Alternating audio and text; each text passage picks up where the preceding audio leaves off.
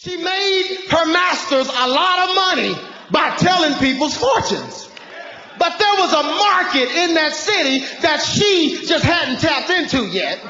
And that was the Christian market. So there was a man walking through the city named Paul. Wasn't just any man, he's a man of God. Now this man of God began to walk, and this lady walked behind him. She began to declare that Paul was a man of the Most High God. She kept saying, these are the men of the Most High God. These are the great men of God. These are the men of God. And she was telling the truth. So most of us looked at that story and said, what's wrong with that? But Paul turned around and rebuked her. The reason Paul rebuked her, she was telling the truth.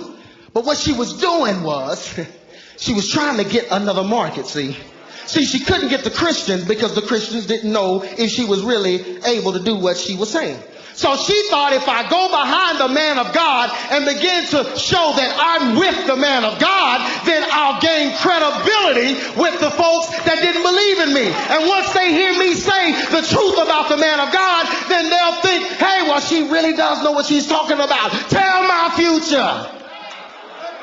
So what she was really doing was using Paul as an enabler. Look at somebody say enabler.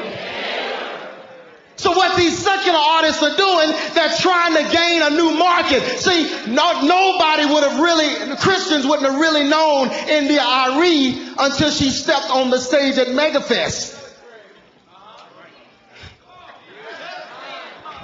See, Kanye West wouldn't have been able to go and perform at that church in Maryland. Most church folks wouldn't even known about him if he had not performed at the awards with Yolanda Adams.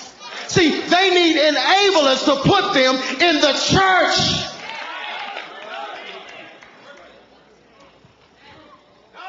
Oh, I wish somebody enjoyed this.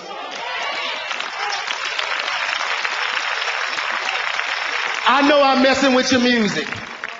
I always thought you was going to talk about the hip hop. You in my record collection now.